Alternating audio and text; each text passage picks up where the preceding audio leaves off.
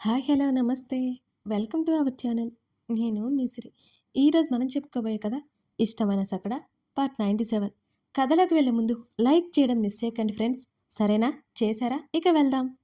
ఆకాశం మీద సంధ్యాతర పరుచుకొని ఉంది. సూర్యుడు శాంతించి సింధూర వర్ణంలోకి మారిపోయి సముద్రంలోకి దూకడానికి సిద్ధంగా ఉన్నాడు. ఒకవైపు సముద్రం ఆకాశాన్ని అందుకోవడానికన్నట్టు కెరటాలను పంపిస్తున్నాడు. అవి ఆ గగనాన్ని అందుకోలేక అలలు అలలుగా మారి తీరాన్ని చేరుతున్నాయి. ఆ అలలతో ఆటలాడుతోంది ధరణి. వాటి నుంచి ఎంత తప్పించుకున్నా ఆమె పాదాలను అవి ముద్దాడడానికి తొందరపడుతున్నాయి. ఆ ముద్దబంతిని తాకుతూనే ఉన్నాయి. దూరంగా కూర్చుని ఉన్న గగన్, అతని ముఖంలో ఉన్న గంభీరత్వం ఆ సముద్రాన్ని పోలి ఉంది. అతని చూపులు ధరణి మీదే స్థిరంగా ఉన్నాయి. కింద కూర్చుని ఆ ఇసుకలో ఏదో పేర్లు రాస్తోంది. చిరుజల్లుల కారణంగా కాబోలు జనసంచారం ఎక్కువగా లేదు. ఆమె అడ్డు ఉండటంతో ఆమె ఏమి రాస్తుందో అతనికి అర్థం కాలేదు. ఆలోపే ఓ తుంటరి అల వచ్చి ఆమె ప్రయత్నానికి భంగం కలిగించి ఆమెను అల్లరిపెట్టింది. మరి కాస్త వెనక్కి వచ్చి చిన్న కర్రతో ఏదో రాస్తుంది. అవి చూడాలని ఆతృత కలిగింది అతనికి. అతను దేనికి అంత ఆరాటపడి ఆతృత పడ్డం తక్కువ. అతనిలో అడుక్కుపోయిన ఆ భావాలను కూడా ఆమె పైకి లాక్కొస్తోంది. గగన్ లేచి నిలబడ్డాడు. ఆమె అతని పేరు రాసింది. పక్కన లవ్ సింబల్ వేసింది. అతడు నిట్టూర్చాడు. ఈలోపు ఒక అల రావడం చూసి చేతులు అడ్డుపెట్టింది. అలా ముందుకు జరగడంతో చప్పున ముందుకు పడింది ధరణి. అతడు కంగారుగా ఆమె వైపు అడుగులు వేశాడు.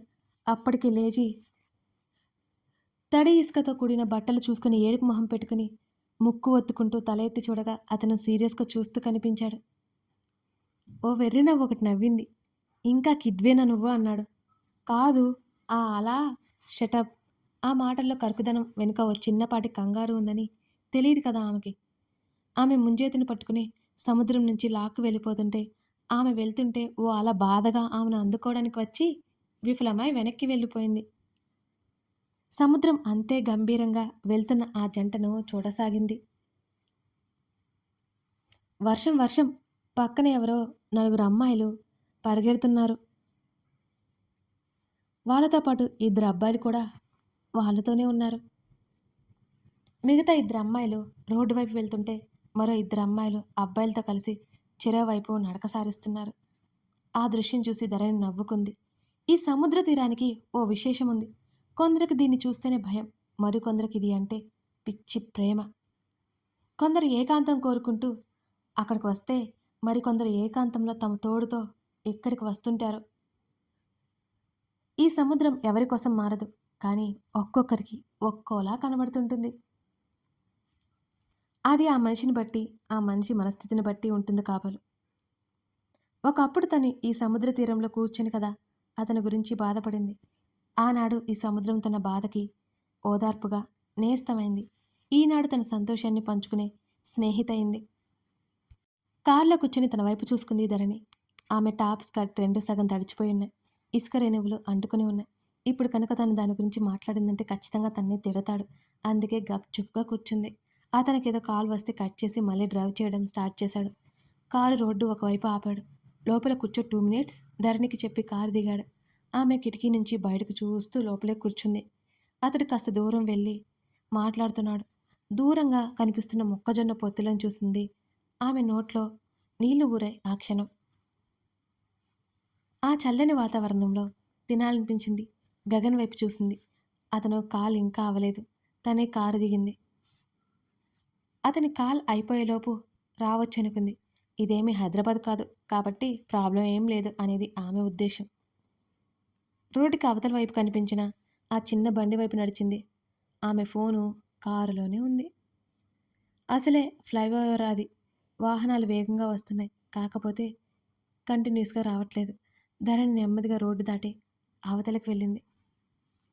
డబ్బు ఇచ్చేసి తీసుకుని తిరిగి బయలుదేరింది. చిన్నగా ఉన్న డ్రైవర్ని డివైడర్కి ఎక్కి ఇవతలకి దిగింది. వెనక్కి తిరిగి చూసిన గగన్కి కారులో ధరణి కనిపించక ఒక క్షణం ఉలిక్కిపడ్డాడు. వెంటనే తర్వాత చేస్తానని కాల్ కట్ చేసి అతను హడావుడిగా కారు దగ్గరికి వచ్చాడు. కారు విండో నుంచి ఆమె బ్యాగ్ మొబైల్ కనబడుతూనే ఉంది. ఎటుపోయింది అతనికి అర్థం కాలేదు. అతని చెయ్యి అప్రయత్నంగా నుదిరి మీదకి చేరింది. చుట్టూ కళ్ళు పరికించి చూశాడు. డివైడర్ నుంచి దాటొస్తూ కనిపించింది ధరణి. అప్పుడు కానీ అతను ఊపిరి పీల్చుకోలేకపోయాడు. అంతలోనే అతని కోపం సర్రున పొంగింది క్షణాల్లోనే. కారు నుంచి యువతల వైపుకు వచ్చాడు. ఆమె కనిపించని ఆ ఒక్క క్షణం అతనిలో కంగారు మామూలు కంటే 100 రెట్లు పెరిగింది మరి. హఠాత్తుగా ఓ మినీ లారీ కాస్త దూరంలో హార్న్ కొట్టగానే గగన్ కనుపాపలు వెడల్పయ్యాయి. చూడకూడనిదేదో చూస్తున్నట్టు అతని ముఖం వివర్ణమైంది. ఒక క్షణం ఆలోచించకుండా ముందుకు దూకాడు. హఠాత్తుగా ఏదో వాహనం దగ్గరికి రావడంతో ధరణి బిగుసుకుపోయి గబుక్కున వెనక్కి సర్దుకుంది. అప్పటికే ఆమె దగ్గరికి చేరిపోయాడు అతను. ఆమె చిన్నగా వణుకుతున్నట్టు తనకి మరింత దగ్గరగా వెళ్ళిపోయిన వాహనాన్ని చూస్తూ భయాందోళనతో కళ్ళు వెడల్పు చేసుకుంది ఆమె. చిన్నపాటి షాక్కి గురైంది ధరణి. అతను వచ్చి రావడం గబాల్న ఆమెని దగ్గరికి లాక్కున్నాడు. ఆమె భుజం పట్టి దూరం జరిపి మాట్లాడబోతుండగా అతని ఫోన్ రింగ్ అయింది. ఆ పట్టులోనే అతని కోపం అర్థమైంది ధరణికి. ధరణి అప్పటికి అతని ముఖంలో భావాలు చూసి బిక్క చచ్చిపోయింది. ఎప్పుడూ లేనంతగా అతని ముఖం ఆవేశంతో ఎర్రబడింది ఆ క్షణం. కాల్ లిఫ్ట్ చేసి చెవి దగ్గర పెట్టుకుని ఆమెను జాగ్రత్తగా దగ్గరికి తీసుకుని రోడ్డు దాటపోతుండగా, ఇది శాంపిల్ మాత్రమే, నెక్స్ట్ టైం డైరెక్ట్ అటాకే అని అవతల నుంచి ఉదయస్వరం వినిపించి గగన్ రక్తం మరిగింది. అతని మెడ దగ్గర నరాలు సన్నగా ఉబ్బాయి. అప్పటికే భయం భయంగా చూస్తున్న ధరణి వైపు ఒకసారి చూసి కార్ దగ్గరికి తీసుకెళ్లి డోర్ ఓపెన్ చేశాడు. మౌనంగా కారులో కూర్చుంది. ఆమె గుండె దడ ఇంకా తగ్గలేదు. ఒకసారి యమలోకం చూసి వచ్చిన ఫీలింగ్ కలిగింది ధరణికి. తన చేతులు సన్నగా వణికిపోతున్నాయి ఇంకా. అతను అలాగే బయట నిలబడి ఫోన్ దగ్గరే పెట్టుకున్నాడు. ఉదయ్ కాల్ ఉండగానే ఆ నెంబర్ చరణ్కి టెక్స్ట్ చేశాడు. ట్రేస్ చేయమని మెసేజ్ చేశాడు. ఏంట్రా మాటలు రావట్లేదా? నాకంటే వెనక పుట్టే నన్నే తొక్కేసి నిన్ను ఎలా వదులుతాను? ఆవేశంతో బుసలు కొడుతున్నాడు ఉదయ్. ఉఫ్, నువ్వు నువ్వు ఇలాంటి మాటలు మాట్లాడుకురా, చాలా చండాలంగా ఉంటుంది. నీకంటే ఆడవాళ్ళనయం ఫిజికల్గా వీక్గా ఉన్నా ధైర్యంగా మాట్లాడతారు. నువ్వు పారిపోయి నాటకాలు ఆడుతున్నావు. నువ్వు దొరకడం ఆలస్యం, నీకు నరకం చూపించడం గ్యారంటీ అన్నాడు గగన్. నీకు నీకు దొరికేవాడినైతే ఈ పాటికి జరిగి ఉండాలి. ఇన్ని రోజులని నువ్వు నన్ను కనిపెట్టలేకపోయావంటే ఇక ఆలోచించు. ఇక్కడుండే నడిపిస్తా, చూస్తూ ఉండు. మా మామయ్య రక్తం కల చూసిన నిన్ను వదలను.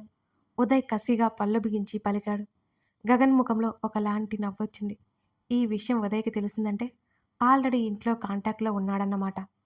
అతను అనుకున్నాడు, చంపేద్దును కానీ నువ్వు చూసుకోవాలి కదా, నీకోసమే అలా బెడ్ మీద పడేశా అని గగన్ తాపిగా అన్నాడు. రేయ్, ఏయ్ నర్మి, సిగ్గుందా నీకు?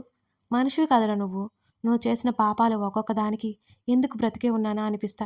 వెయిట్ అండ్ సీ అన్నాడు గగన్. వెంటనే ఉదయ్ కాలు కట్టయింది. కళ్ళు తిప్పి బయట ఉన్న గగన్ వైపు చూసింది ధరణి. తల వెనుక చేత్తో తడుముకుంటూ ముఖాన్ని మరింత సీరియస్గా పెట్టుకుని ఉన్నాడు అతను. అతనికి దవడ కండరాలు మరింతగా బిగుసుకుంటుంటే టీషర్ట్ నుంచి ఉబ్బిన కనబడుతున్న చేతి నరాలు ఆమెలో కొత్త భయాన్ని కంగారుని తట్టిలేపాయి. అతను కారులో వచ్చి కూర్చోగానే గుటకలు మింగింది అప్రయత్నంగా ధరణి. కోపంలో ఉన్న వాళ్ళని చూస్తే మొదటి నుంచి ఆమెకు చచ్చేంత భయంగా ఉంటుంది. అది భర్త అయినా తండ్రి అయినా ఇంకెవరైనా. ఇప్పుడు ఆ కోపానికి కారణం తనే అని తెలుస్తుంటే ఇంకా శరీరంలో వణుకు తగ్గలేదు ధరణికి. అమృత ఇంటి అడ్రస్కి నేరుగా క్యాబ్లో బయలుదేరాడు కమల్. ఆ ఇంటి ముందు క్యాబ్ దిగాడు. ఒక్కసారిగా మొత్తం పరికించి చూశాడు. ఎగువ మధ్యతరగతి వాళ్ళు నివసించే మామూలు వీధి అది. ఆ ఇల్లు కూడా చిన్నగా చాలా మామూలుగానే ఉంది. ఇంటి ముందున్న చిన్న గేటు తీసుకుని లోపలికి నడిచాడు. కాలింగ్ బెల్ కొట్టిన అవసరం లేకుండానే తలుపు తెరిచే ఉంది. అతడు గుమ్మం దగ్గర ఉండి లోపలికి తొంగి చూశాడు. సోఫాలో కూర్చొని వెనక్కి వాలి ఉన్న అమృత కనిపించగానే అతని ముఖంలో కాస్త వెలుగొచ్చింది. అతను చప్పుడు చేయకుండా లోపలికి అడుగుపెట్టాడు. టీవీ మోగుతోంది కానీ అమృత ధ్యాస ఎక్కడో ఉంది. చుట్టూ చూశాడు మరోసారి. ఎవరూ కనిపించలేదు, అమృత తప్ప. అతనికి ఇదే సరైన అవకాశం అనిపించింది. ఆమె వెనక నిలబడి బ్యాగు సోఫాలో వేశాడు. ఆ బ్యాగు చూసి తన చెల్లి ట్యూషన్కి వెళ్ళి 10 నిమిషాలయ్యింది. అప్పుడే ఎలా వచ్చింది అర్థం కాలేదు అమృతకి. కళ్ళు పైకెత్తి కాస్త పక్కకి చూసింది.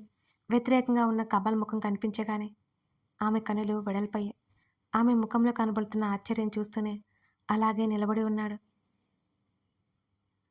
టక్కున తల తిప్పి గబుక్కున సోఫా నుంచి కిందకి దూకింది అమృత. ఒకసారి కాలివేలు నేల తగిలి అబ్బా అని అరిచింది నొప్పి తగిలి. అతడు ఆదుర్దాపడుతూ ఆమె వైపు చూశాడు. అతను వచ్చిన ఆశ్చర్యంలో ఉన్న ఆమెకి ఆ నొప్పి కూడా తెలియలేదు తర్వాత. నువ్వు నువ్వేంటిక్కడ? ఆమె స్వరం తడబడింది అతన్ని చూస్తుంటే. ఇంట్లో ఎవరున్నారు? అతను చుట్టూ చూస్తూ అడిగాడు. ఇలా ఇంట్లోకి రావచ్చా? ముందు బయటికి వెళ్ళండి. ఆమె కంగారు పడిపోయింది.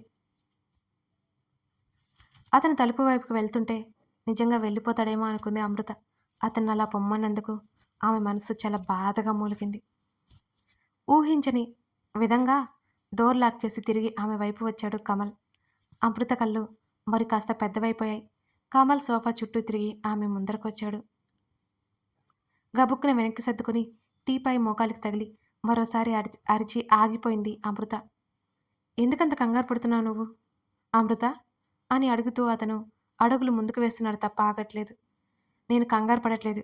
మీరేంటి ఇక్కడ? ఎవరైనా చూస్తే బాగోదు. ప్లీజ్ వెళ్ళిపోండి. మెడ దగ్గర పట్టిన చెమట చేత్తో తుడుచుకుంటూ అంది అమృత. వెళ్ళిపోవడానికి రాలేదు. అక్కడే సోఫాలో కూర్చున్నాడు. ఇంట్లో ఎవరూ లేరనే అతనికి అర్థమైపోయింది. ఇంట్లో ఎవరు ఉన్నారో పిలు, మాట్లాడాలి అన్నాడు తీరిగ్గా వెనక్కి వాళ్ళు కూర్చుంటూ. ఉన్నారంటే మాట్లాడాలి అంటాడు, లేరు అంటే ఇంకా ధైర్యం తెచ్చుకొని ఏం చేస్తాడో అని భయపడింది అమృత. అమృతకి ముందు నుయ్యి వెనక గొయ్యిలా అనిపించింది తన పరిస్థితి చూసుకుంటుంటే. ప్లీజ్ వెళ్ళిపోండి. మీరు ఇలా రావడం బాగోదండి. మా డాడీ చూస్తే గొడవ అవుతుంది. ఆమె నుంచి బ్రతిమాలుతున్నా అతను కరగలేదు. సరే వెళ్ళిపోతాను. అమృత వైపు సూటిగా చూస్తూ చెప్పాడు ఆ మాట. ఆమె రిలాక్స్ ఫీల్ అయ్యే లోపల నువ్వు నాకు కరెక్ట్గా ఆన్సర్ ఇస్తే వెళ్ళిపోతాను, లేకపోతే ఇక్కడే ఉంటాను. అర్థమైందా? మీ ఫ్యామిలీతో మాట్లాడి మరి ఇక్కడే ఉంటాను. చూపుడు వేలు ఫ్లోర్ వైపు చూపించి మరి ఖచ్చితంగా ఇక్కడే ఉంటాను అన్నట్టు చెప్తున్నాడు కమల్. అబ్బా, చెప్తే అర్థం చేసుకోరేంటి? ఏం చెప్పాలి? అమృతకి విసుగు వచ్చింది ఆ క్షణం. అతను అరగంట ముందు వస్తే తన తల్లిదండ్రులకు ఏ సమాధానం చెప్పుకునేదో తను. వాళ్ళు వెళ్ళిపోయారు కాబట్టి సరిపోయింది. మరో 2 గంటల్లో ఇంటికి తిరిగి వచ్చేస్తారు. ఇతనేమో కదిలేలా లేడు. అర్థం చేసుకోవాలి అంటే నువ్వు చెప్పాలి కదా అమృత. అబద్ధాలన్నీ నా మొహాను కొట్టి వస్తే నేను రాకుండా ఎలా ఉంటాను? అతని స్వరం సీరియస్గా మారిపోయింది మళ్ళీ. నేనేం చెప్పాను? నేనేం చెప్పలేదు.